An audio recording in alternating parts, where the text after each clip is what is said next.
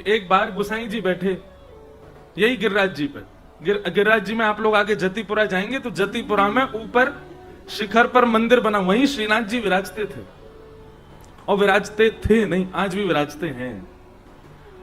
वहीं श्रीनाथ जी प्रकट भय, प्रकट तो यहीं आगे ही भय पूछरी पे और आन्योर, ये सब आन्योर को भाव ऐसा बता में यहाँ ठाकुर जी ने ब्रजवासी से और प्रसाद मांगो और आन दो और आन दो, ये हमारे आन्योर पड़ गयो। पूछरी जो आगे पड़ेगा वहां श्री गिरिराज जी की जो है वो ऐसे पूंछ जैसी है, वहीं से गिरिराज जी की परिक्रमा घूम जाती है, इसलिए उसको पूछरी बोलते हैं। जतिपुरा में ठाकुर जी की छठी पूजी गई, या हमारे जतिपुरा भी कहें, ऐसे छठी गिराकू भी यही मारे माने क्यों वहीं ठाकुर जी की छठी पूजी गई। तो वहीं श्रीनाथ जी को मंदिर विराजमान है आज भी। तो गुसाई जी बैठे हैं और श्री गोविंद दास जी बैठ करके उनको पद सुना रहे हैं। तो गोविंद दास जी गाते गाते कोई राग गा रहे हैं, कोई स्वर गा रहे हैं, कोई पद गा रहे हैं, और गाते गाते बीच में रुक जाएं और ऐसे मुंह बना के खाली स्थान पर कोई है नहीं उसको देखें और यूं के ए ढंग से गा ले लाला, ऐसे कहा कर रहा है तू, ने बढ़िया से स्वर लगा ले। सामने बैठे गुसाई जी बोले, गोविंदा ये कौन को बार बार टोके तू बगल में? तो श्री गोविंद दास जी कहते हैं, जय जय, ठाकुर जी बैठ के कान पे हाथ लगा के स्वर लगा रहे हैं, नेक्स्ट से गोपाल जी मेरे पीछे पीछे गा रहे हैं, लेकिन माने ना है, सब जाने अच्छो स्वर लगा में, लेकिन फिर वो जबरदस्ती अपने टेढ़े मेढ़े स्वर न लगा रहे हैं, हमारे उनको फटकार रहूं न बताए रहूं कि न ठीक से गाओ। सामने बैठे गुसाई जी के नेत्र सजल हो गए, क्यों गुसाई जी को नहीं दिख रहे थे। गुसाई जी बोले, गोविंदास तुम कितने सौभाग्यशाली हो, ठाकुर जी का स्वर तुमको सुनाई देता है, ठाकुर जी अलाप लगाते हैं, राग रागनियां गाते हैं, तुम सुनते हो, कितने सौभाग्यशाली हो। हमें केवल इतना बताओ, ठाकुर जी को गायन कैसो है, ठाकुर जी कैसो गाम है, ठाकुर जी को स्वर कैसो है। तो श्री गोविंद दास जी कहते हैं, जय जय, ठाकुर जी बहुत मधुर गाम है, बहुत मीठो गाम है, बहुत रसीलो गाम है, और कभी कभी तो नेक्स्ट से लाल जी अपनी तोतली वाणी में जब ऊंचा स्वर लगा में खूब आनंद आ जाए फिर तो। लेकिन गुसाई जी बोले, लेकिन मतलब कहा कहना चाहो? तो श्री गोविंद दास जी बोले, लेकिन ठाकुर जी तो मधुर गामे, पर ठाकुर जी से भी ज्यादा मधुर हमारी श्यामाजू गामे, हमारी किशोरी जी गामे। लाल जी तो गामे, लेकिन किशोरी जी जब गावे गाएं तब तो आनंद ही आ जाए। एक सरस माधुरी जी का पद है, इतना सुंदर भाव है। श्री सरस माधुरी जी कह रहे हैं,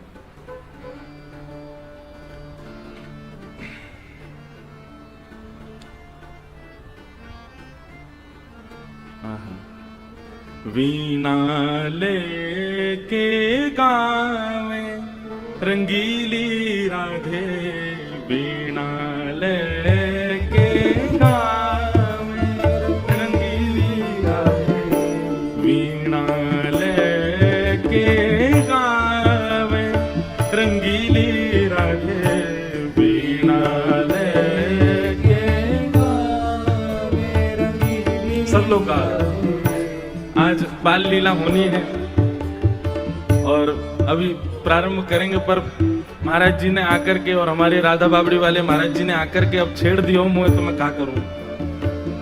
मैं का भाव जो आ रहे हैं उनको प्रणाम मात्र कर लूं।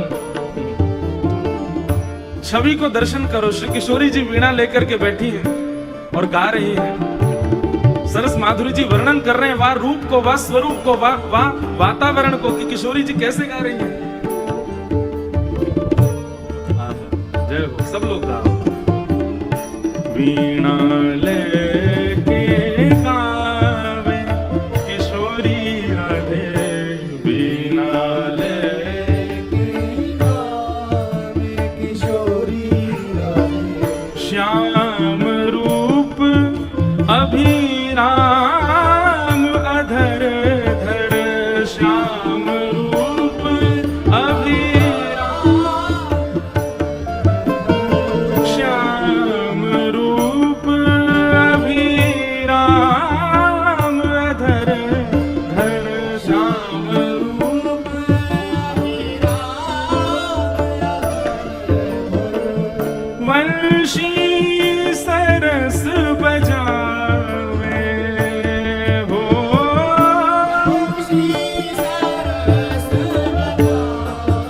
जैसे कोई मुख्य संगीतकार जब गावे तो बाकी साथ संग में सहायक जो संगीतकार रहे में, ऐसे किशोरी जी जब गावे तो ठाकुर जी ने पीछे हट के बैठे संगीतकार बन करके, सहायक संगीतकार बन करके बंशी बजावे किशोरी जी के पीछे। श्याम रूप अभिराम अधर धर, श्याम रूप अभिराम वंशी सरस बजावे, ओ वंशी सरस बजावे, रंगीली राधे वीणा लेके गावे, रंगीली राधे वीणा लेके गावे, रंगीली राधे वीणा लेके गावे, रंगीली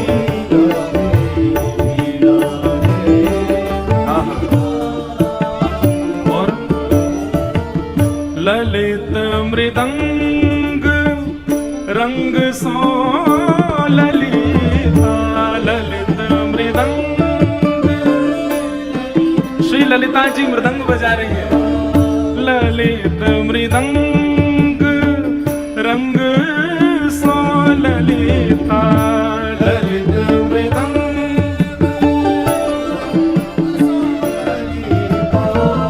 ठेका संग लगावे, ओ ठेका संग लगावे।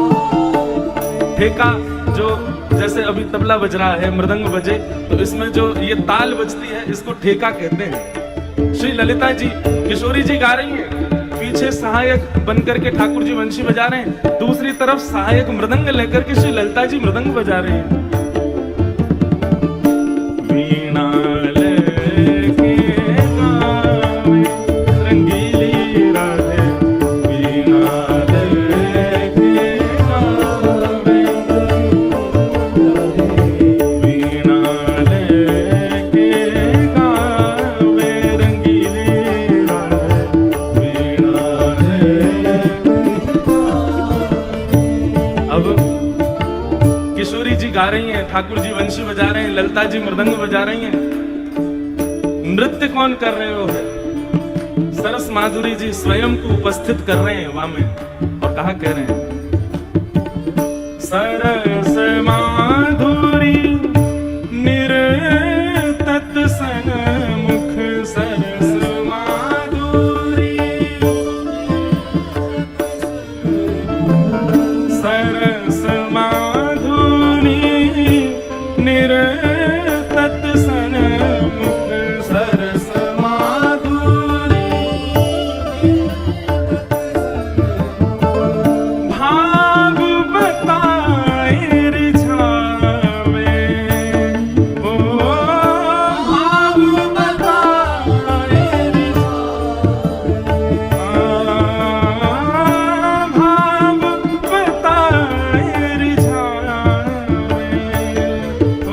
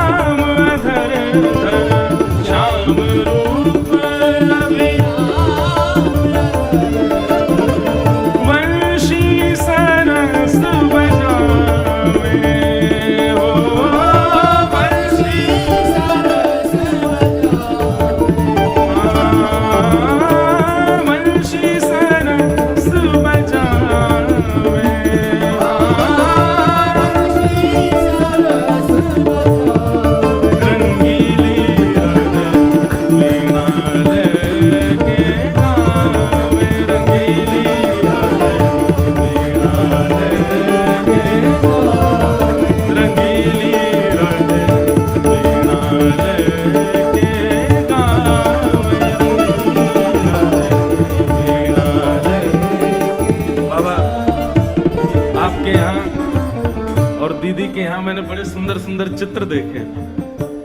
अभी अभी एक चित्र मन में आ रहे हो है, किशोरी जी गा रही हैं, ठाकुर जी पीछे बैठे हैं संगीतकार बन के वंशी बजा रहे हैं, ललिता जी मृदंग बजा रही हैं, दूसरी तरफ हाथ में मंजीरा लिए हमारे रसिका बाबा बैठे हैं और साथ में ही बड़े गुरुदेव भगवान बैठे हैं और सामने छोटे छोटे आप दोनों दीदी और मैं नाच रहे हैं। अभी मुंह भेंट में चाहिए ये चित्र बनवाओ आप। वीणा लेके रंगीली वीणा लेके ललित मृदंग रंग सो ललिता ललित मृदंग रंग ठेका संग लगावे हो ठेका संग लगावे सरस माधुरी निर्तत सनमुख सरस माधुरी भाव बताए रिझावे रंगीली वीणा लेके गावे रंगीली वीणा लेके गावे रंगीली वीणा लेके गावे रंगीली वीणा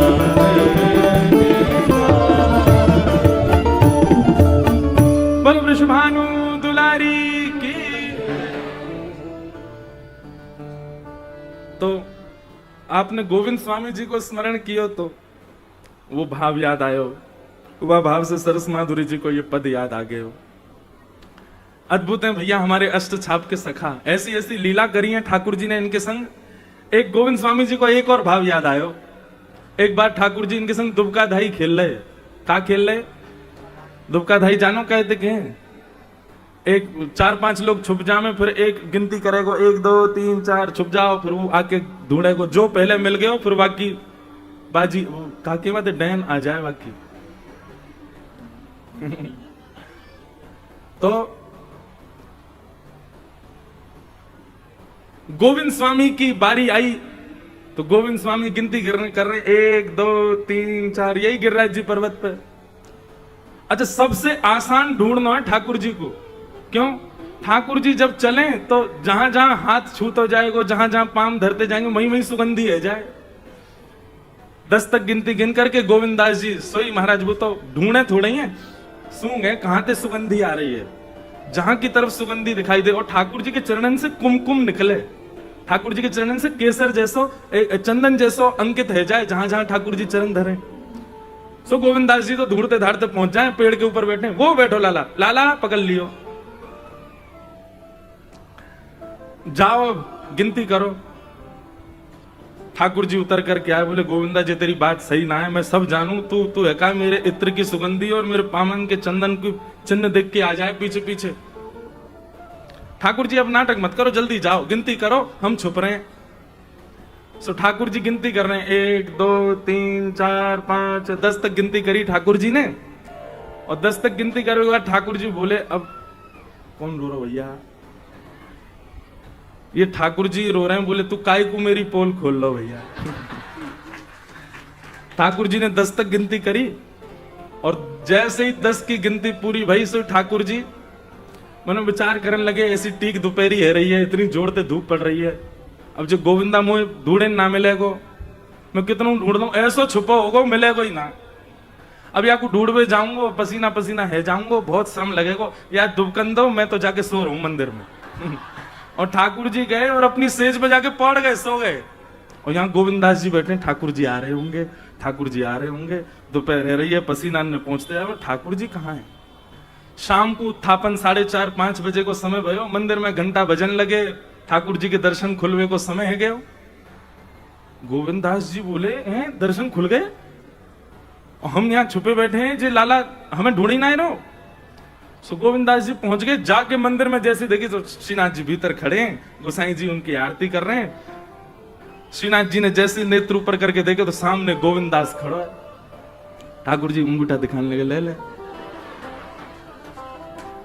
सो गोविंदास जी ने अपना फेंटा कसो, और बाकायदा शब्द हैं गोविंदास जी के, दाव ले आयो भाज गमार, कवई तो निकसे को बाहर, ऐसी दूंगो मार। ठाकुर जी कोई चैलेंज कर रहे हैं, बोले तू कवई तो आवेगो बाहर, मैं तो बताऊंगा। गुसाई जी बोले ऐसे कहते हैं, वो निकुंज नायक भगवान है, साक्षात परमेश्वर है, उनके प्रति ये सब शब्दों का प्रयोग करते हो तुम? बोले अपने लाला ना समझाओगे, लाडले कहा करे हमारे संग। आप श्रृंगार करें, मैं खड़ो खड़ो पद गाऊं, और जैसे आपकी नजर घूमे ना, ये मोती उठा के मार दे मेरे मुड़े। आप यहां क्यों ना समझाया करो, इतना बिगाड़ लिया है आपने लाड़ चाप में धर धर के। ऐसी गोविंदास जी के साथ लीला करते ठाकुर जी। और ये सब लीलाएं द्वापर की नहीं है, ऐसी कलिकाल की है, ऐसी कलयुग की लीलाएं। ऐसे गोविंदास जी का महाराज जी स्मरण कर रहे। और फिर हमारे राधा बाबली वाले महाराज जी ने तो गिरिराज जी की पूरी महिमा ही 5 मिनट में बताई थी। कोई देवता 12 फुट को, कोई देवता 50 फुट को, हमारो देवता 21 किलोमीटर, 7 कोस को देवता है हमारो। हमारे ब्रज के रसिक जन कहें, श्री राधा रमण जी को मोंगरा की माला प्रिय लगे, हमारे वृंदावन कुंज बिहारी लाल जी को कमल की माला, गुलाब की माला प्रिय लगे, श्री राधा वल्लभ लाल जी को हार श्रृंगार की माला प्रिय लगे, लेकिन हमारे श्री गोवर्धन नाथ जी को भक्तन की माला प्रिय लगे। चारों तरफ भक्त डोलते रहे, चारों तरफ भक्त परिक्रमा देते रहे, बीच में लाल जी आनंद से पौड़े रहे, आनंद करे। देखो ये मिले रसिक जन आमे कथा में, तो उनसे ऐसे छोटे छोटे भाव प्राप्त है, जहां सूत्र प्राप्त होंगे। दोनों महाराज जिनको प्रणाम। आज हमारे मध्य जिन्होंने ठाकुर जी को खूब रिझाया अपनी वाणी से, और आज भी श्री राधा रमण लाल जी के मधुर भावों को गा करके श्री राधा रमण जी को आनंदित कर देते हैं, ऐसे हमारे भैया श्री कृष्णदास जी पधारे हैं। आपको भी बारंबार प्रणाम। आपके मधुर भाव भी मैं गाता हूं कथाओं में, खूब आनंद आता है। हमारे श्री राधा रमण लाल जी को खूब रिझाते हैं आप। बंधुओं, ये निश्चित ही हमारे चित्र विचित्र महाराज जी, हमारी पूनम दीदी, भैया कृष्णदास जी, ये लोग निश्चित ही पूर्व जन्म के कोई अनन्य भक्त ही हैं ठाकुर जी के। ठाकुर जी ने इनको दोबारा भेजो मेरे और आपके काजी। बोले जाओ फिर से। अभी गोविंदास, सूरदास, नंददास, ये सब वैष्णव एक समय में आए, इनने आकर के भक्ति को प्रचार कियो। ठाकुर जी की रसवाणी गा गा करके लोगों को ठाकुर जी की भक्ति से जोड़ो। आज के परिप्रेक्ष्य में आपके रूप में ही हम अष्ट सखान को और हमारे ठाकुर जी के यश गावे वारे ही पुनश्च रूप में पधारे हैं, और आकर के अपनी वाणी से इतने सारे वैष्णवन को आनंदित करा रहे हैं। आप सवन की वाणी की सेवा को हम प्रणाम करें। तो आज ऐसे रसिक जन सब पधारे, सबको बारंबार वंदन। चलो भैया अब नंदोत्सव की ओर चलें। आज मुख में एक पर्ची डाली कोई ने, बोले महाराज जी और तो कुछ नहीं, बस टाइम के पंचुअल हो जाओ आप। कहां बताएं हम, दुनिया के सबरे काम कर ले, हम पे यही नहीं होता। बस ना समय पे सो पावे, ना समय पे खा पावे, ना समय पे कछु। ये सब लाला की लीला भैया। आप सबन को श्रम है गयो, वाके लिए हम क्षमा प्रार्थी हैं। बस 2 दिन और झेल ले हमें, कल और परसों, फिर तो तान दुपट्टा सोइए, फिर कोई अच्छा। वैसे कथा तो 6 बजे, ये तो उठवे कोई समय है। जय हो श्री गिरिराज धरण, जय विराज ना, बस ऐसे जय, वो कथा चल रही है विराज।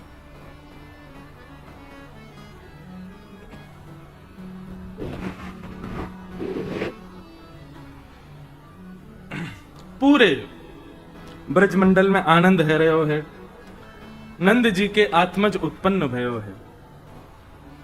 नंदस्त्वात्मज उत्पन्ने जाता ह्लादो महामनाः, आहूय विप्रान् वेदज्ञान स्नातः सुचिरलंकृतः, वाचयित्वा स्वस्तेनं जातकर्मात्मजस्य वै, कारयामास विधिवत् पितृदेवार्चनं तथा। नंद जी के घर लाला भयो है।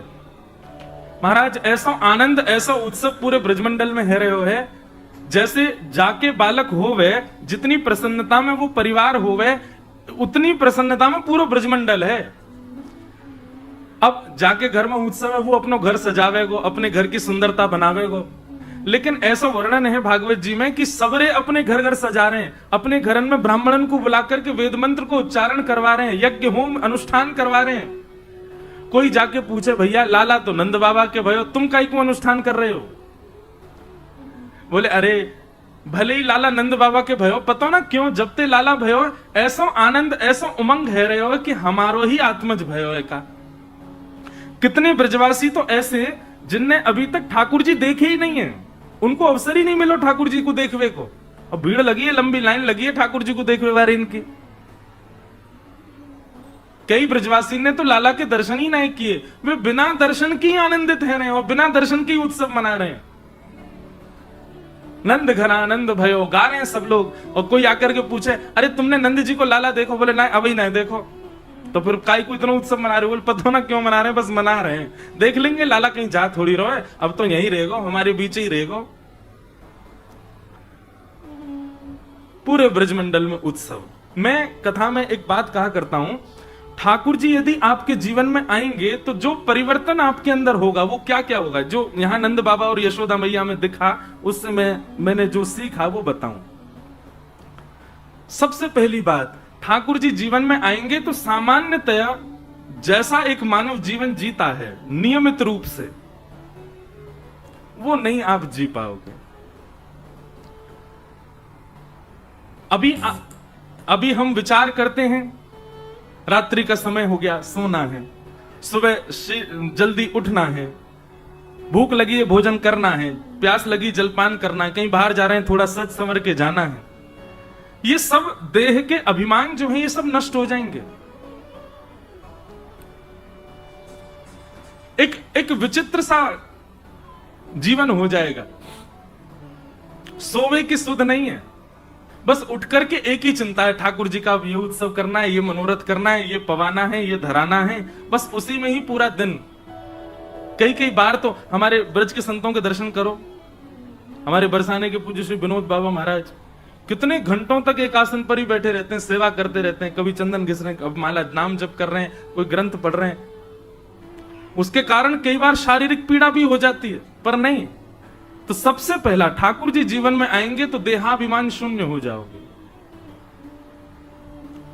देह की सुध नहीं होगी और देह व्यवस्थित रहे ये चिंता भी नहीं होगी आपको। दूसरा, ठाकुर जी यदि जीवन में आ गए तो इतने भावुक हो जाओगे कि कोई जरा सी भाव की कोई बात कर दे और गंगा यमुना आप बन जाओगे, बहने लग जाओगे। जरा सा कोई सामान्य सा भी रस भाव कह दे आपके सामने और आप बिल्कुल विचलित होकर के रुदन करने लगोगे।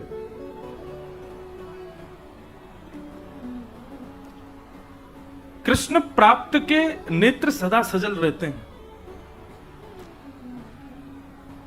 तीसरी बात, ठाकुर जी जीवन में आएंगे तो संग्रह की स्थिति खत्म हो जाएगी। कितना बांटूं, कितना लुटा दूं, कितना दे दूं, और जितना दोगे उतना भी कम लगेगा। मन में भाव आएगा कुछ और कर दें, कुछ और दे दें, कुछ और प्रस्तुत कर दें, ऐसी स्थिति हो जाएगी। नंद बाबा के भाव के ऊपर यहां लिखा है कि धैनुनाम नियुते प्रादाद विप्रेभ्य समलंकृते तिलाद्रिं सप्न रत्नौघ सातकुंभांबराव्रतां।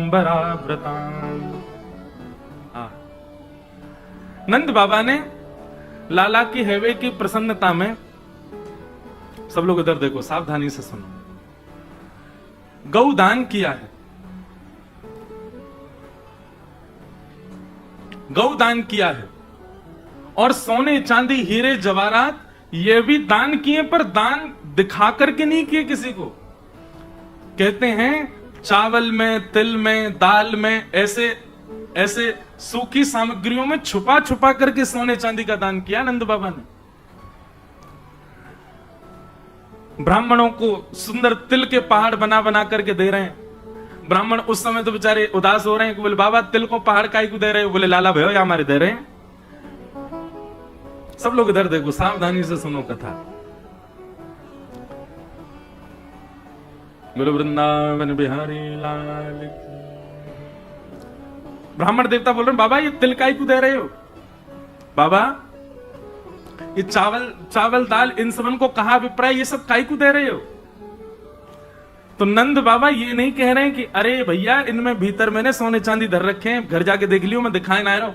वहां पर भी ऐसे कह रहे हैं, बोले अब भैया कहा करें, सब तो बट गए हो, लुट गए हो, कछु बचो ना है, ये तिल दाल चावल ही बचे हैं, इनको ही ले जाओ। ब्राह्मण देवता बोले बाबा ऐसी कोरो दान कर रहे हो हैं, कछु प्रिय लगे, ब्राह्मणन की प्रसन्नता हो, ऐसा कछु दान तो देना है रे। नंद बाबा बोले भैया अब तुम प्रतीक्षा करो, जब है जाएगा तो दे देंगे, अभी आप ये तिल चावल दाल ही ले जाओ। ब्राह्मण उदास मन से लेकर के आए और घर आकर के जैसे ही उन सबन को डिब्बान में खलाने लगे तो खलाते ही महाराज भीतर रत्न निकल रहे हैं, स्वर्ण निकल रहे हैं, चांदी निकल रही है, मतलब गुप्त दान। नंद बाबा की स्थिति ऐसी है कि छुप छुपा करके देते जा रहे हैं सबन को। अच्छा एक जगह ऐसा भाव आवे कि नंद बाबा यूं विचार कर रहे हैं मैं या वस्तु को या भाव को दान कर आऊं, यशोदा जी को पता नहीं चले। और श्री यशोदा जी की भी स्थिति ऐसी है, वो सखीन को बुला के कह रही सुनो नंद बाबा को पता नहीं चले, उन्होंने इतने वर्ष पहले एक हार दिवाया मुझको, वाकू ले जा करके वो एक गाय रही है, बधाई गा रही है, वाकू दे आओ। नंद बाबा को नहीं पता चले। और ये स्थिति केवल नंद बाबा यशोदा की नहीं है, सब ब्रजवासियों की भी हो गई है। हमारे पूज्य नाना जी एक भाव सुनाया करते, बाबा आपने शायद दर्शन किए हों, पूज्य श्री कृष्णलाल शास्त्री जी, कोसी वाले पंडित जी महाराज, हमारे तटीय स्थान वाले महाराज जी, और सब रसिक जन खूब उनको आदर सम्मान करते, बड़े रसिक। वो एक भाव सुनायो करते, बोले कि लाला को जब जन्म भयो तो नाल छेदन करवे वारी आई, नाभि को नाल छेदन करवे वारी आई। अब भैया नाल छेदन करवे वारी को कहां मिलेगा, कोई सोच ही ना पा रहा है। नंद बाबा अटारी पे खड़े है करके महंगे महंगे रत्नन को ऐसे मुट्ठी में भर भर के फेंक रहे हैं, तो सोचो जो नाल छेदन करेगी वह को कहां मिलेगा।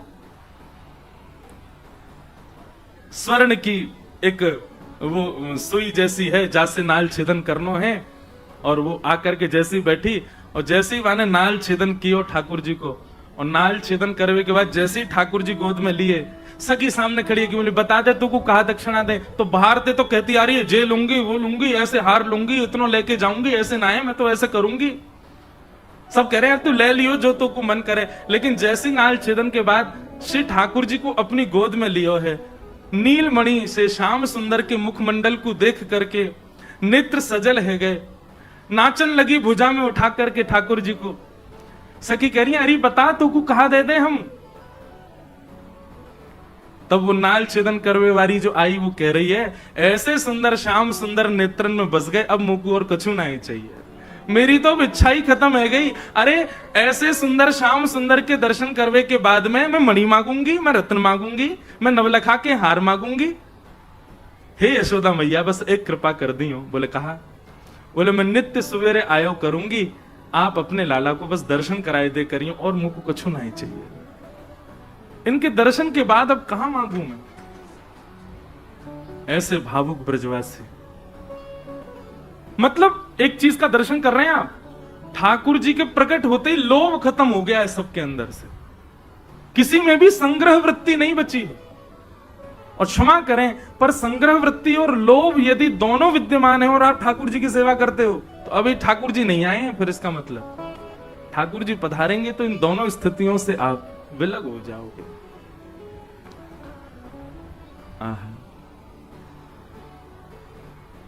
सब लोग नाच रहे हैं, गा रहे हैं, आनंद कर रहे हैं, तभी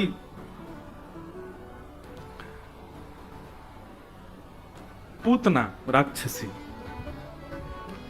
कंस ने उसको भेजा है, मेरे शत्रु कृष्ण ने कहीं जन्म लिया है, ढूंढ करके आओ। और राक्षसी पूतना ब्रजमंडल में 10 दिन के भीतर जितने बालकन ने जन्म लियो है सबके घर जा रही है और सबको मारती भाई। अपने पयोधर में कालकूट विष लगा करके गई है, पयोधर को पान करावे, विष पीते ही बालक की मृत्यु हो जाए और पूतना आगे को प्रस्थान कर जाए।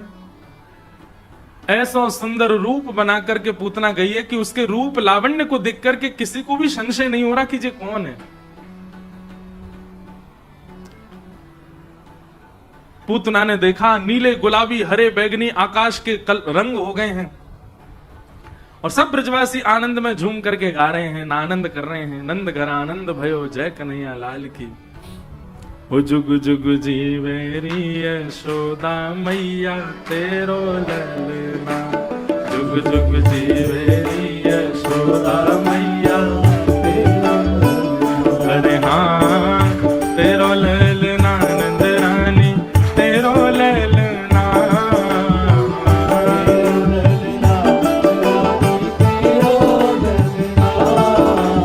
श्रीमद् भागवत जी में इतना सुंदर वर्णन है। अवाद्यंत विचित्राणि वादत्राणि महोत्सवे कृष्णे विश्वेश्वरे तंते नंदस्य ब्रजमागते। सब ब्रजवासी इतने आनंद में भर गए महाराज, 6 महीना तक नंदोत्सव मनता रहा ब्रजमंडल में। और किसी को भी ये भान नहीं है कि हम सोए नहीं है, कि हमने कुछ खाया नहीं है, कि हमने कुछ पान नहीं किया है। किसी को अपने तन की सुध नहीं है, बस सब नाच रहे हैं, गा रहे हैं, आनंद मना रहे हैं। और एक जगह तो भाव है अवाद्यंत विचित्राणि। बोले ये तबला ढोलक कहां से ये सब नहीं बज रहे हैं? बोले क्यों? इन सब की तो अवधि है, 6 दिन 7 दिन 10 दिन तक बज पाएंगे, वाके बाद कैसे बजेंगे? सब फटन लगे तो कहां कर रहे हैं? बोले स्वर निकरवे वारी जो वस्तु दिख जाए वही को बजा रहे हैं ब्रजवासी और वही पर ही नाच रहे हैं। ओ जुग जुग जीवेरी यशोदा मैया तेरो ललना, जुग जीवेरी यशोदा मैया तेरो ललना। अरे जुग जुग जीवेरी नंद रानी मैया तेरो ललना, जुग जीवेरी नंद रानी मैया तेरो ललना। ओ बड़े भागते यशोदा मैया ऐसो सुत दिन जायो, बड़े भागते यशोदा मैया ऐसो सुत दिन जायो। हाँ बड़े भागते यशोदा मैया ऐसो सुत दिन जायो, बड़े भागते यशोदा मैया कैसो सुत दिन जायो। हे पूर्ण ब्रह्म जगत को स्वामी सोते ने गोद खिलायो,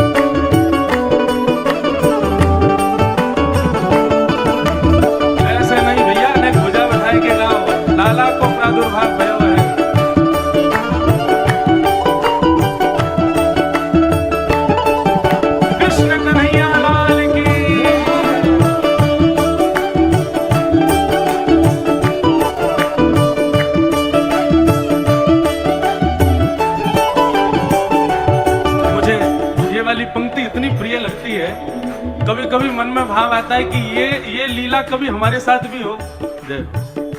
क्या लीला? हे धन्य घड़ी जब होए यशोदा मैया कह के बोले, घड़ी जब होए यशोदा मैया कह के बोले। हाँ धन्य घड़ी जब होए यशोदा मैया कह के बोले,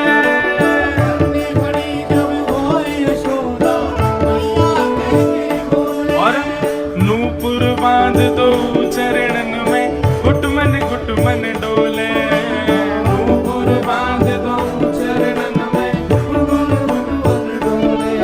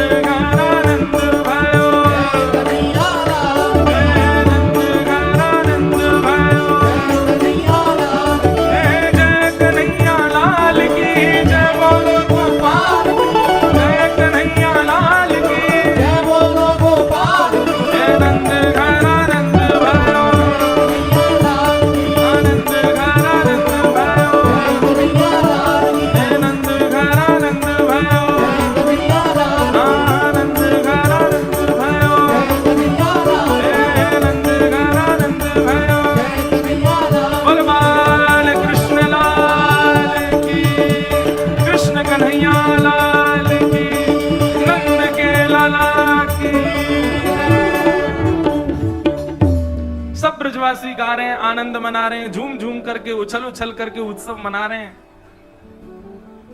और तभी वह उत्सव के मध्य में आगमन भयो पूतना को। पूतना का मतलब क्या है? उत्सव में, भजन में, कीर्तन में बाधा जो आवे वही पूतना है। जिस कारण से आपका उत्सव तो चल रहा है पर आपका मन उत्सव में नहीं लग रहा है, वो जो कारण है वही कारण पूतना है।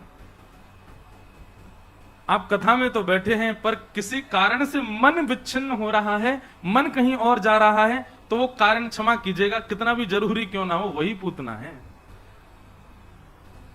पूतना का आगमन हुआ और जैसे ही पूतना का आगमन हुआ सब ब्रजवासी नाच रहे हैं, गा रहे हैं, उत्सव मना रहे हैं। और नाचते गाते भय ब्रजवासी ने जैसे ही पूतना के रूप को देखा, ऐसी सुंदर बनकर के आई है, जबरदस्ती सुंदर बनकर के आई है आकर्षण करने के लिए।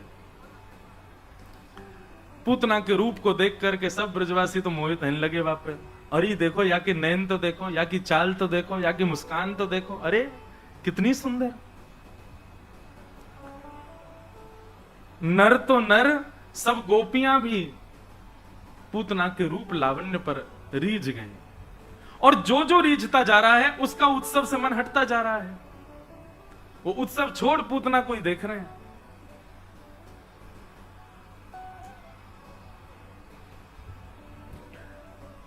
पूतना ने कुछ गोपियों से जाके कहा, अरे बहन ने जो बताए दो ये नंद भवन कितकू है।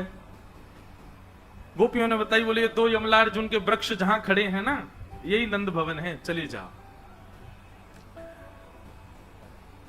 पूतना ने जैसे नंद भवन में, अच्छा उसको कोई रोक टोक नहीं, कोई रोक ही नहीं रहा है उसको। क्यों? क्योंकि स्वरूप और वस्त्र इतने सुंदर हैं कि सबको लग रहा है कि ये परम सुशीला है, कोई अच्छे घर की है। पूतना ने जैसे ही नंद भवन में प्रवेश किया, यशोदा मैया ने पूतना को देखा और पूतना को देखते ही यशोदा मैया के मन में भाव आयो, अरे विधाता तेने कछु दिना बाद मेरो लाला भेज दियो होतो तो जई ते ब्याह कराती अपने लाला को। ऐसी सुंदर पूतना।